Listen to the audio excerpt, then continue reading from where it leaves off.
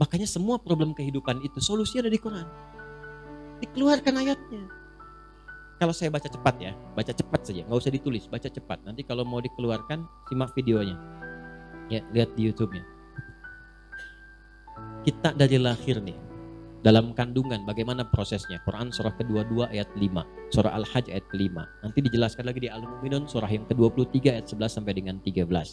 Kemudian bagaimana suasana ibu yang sedang mengandung itu di Quran surah ke-31 ayat ke-14. Dijelaskan lagi Quran surah 46 ayat ke-15. Apa doa yang harus dibacakan saat anak dalam kandungan sebelum lahir supaya berharap lahir yang soleh. Turun Quran surah ke-7 ayat 189.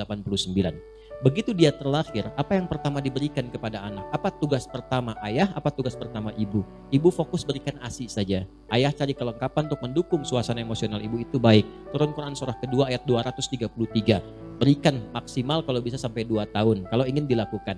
Apa pendidikan pertama dari 2 tahun sampai kebalik supaya tumbuh anak yang baik, taat pada orang tua, dekat dengan Allah, baik secara sosial. Turun Quran surah ke-31 Luqman dari ayat 14 sampai dengan ayat 19.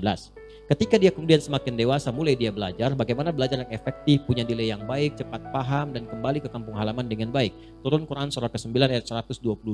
Bagaimana cara memilih tempat ilmu yang baik supaya meningkatkan iman dan ilmu. Turun Quran surah ke-58 ayat yang ke-11. Kemudian setelah itu Anda belajar dengan baik sampai kemudian jadi orang sukses dan taat. Yang paling menarik, kalaupun Anda sudah sampai usia 40 tahun, jangan lupakan orang tua, jangan lupakan kerabat-kerabat Anda. Turun Quran surah ke-46 ayat yang ke-15. Bagaimana berbaginya? Turun Quran surah ke-2 ayat 215. Yang pokoknya untuk keluarga, turun Quran surah ke-4 ayat ke-34. Kalau Anda ingin jauhkan lebih luas, turun Quran surah ke-2 ayat 261 sampai 263. Sampai Anda naik lagi, semakin sepuh, memilih berbagai passion dalam kehidupan, ada ditampilkan dalam Al-Quran, tapi singkatnya, gak akan selamanya Anda hidup. Akan muncul masa-masa kembali seperti ke masa tua. Quran surah ke-22 ayat yang ke-5. Maka di saat itulah datanglah kemudian tiba masanya ajal, batas waktu berkehidupan. Quran surah ke-7 ayat ke-34. Maka tanda ajal datangnya maut. Quran surah ke-3 Ali Imran ayat 185. Siapa yang bawa maut namanya malakul maut. Quran surah ke-32 ayat yang ke-11. Kita semua itu akan mendapatkan maut. Nama kita adalah mayit. Turun Quran surah ke-39 ayat ke-30.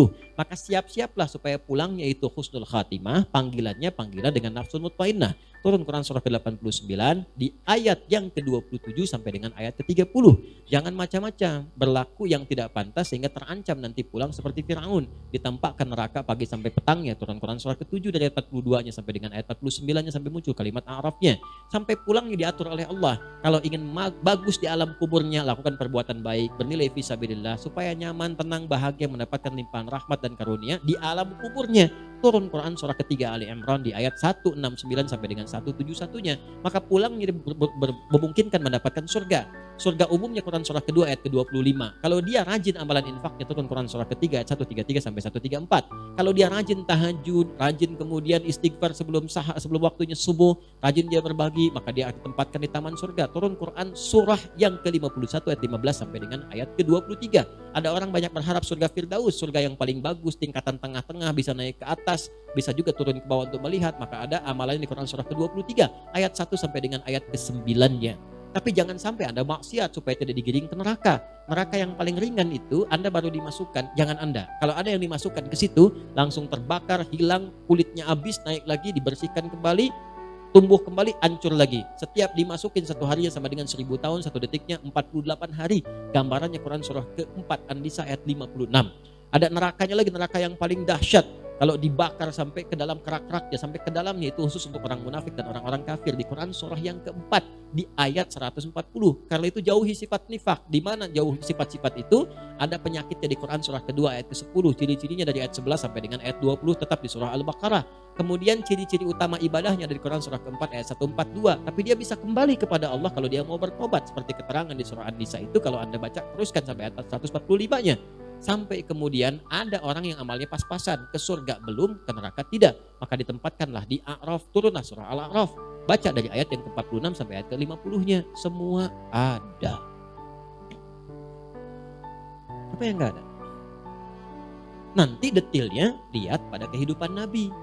Penjelasan kehidupan Nabi disebut hadis, maka dikaranglah kitab hadis oleh para ulama.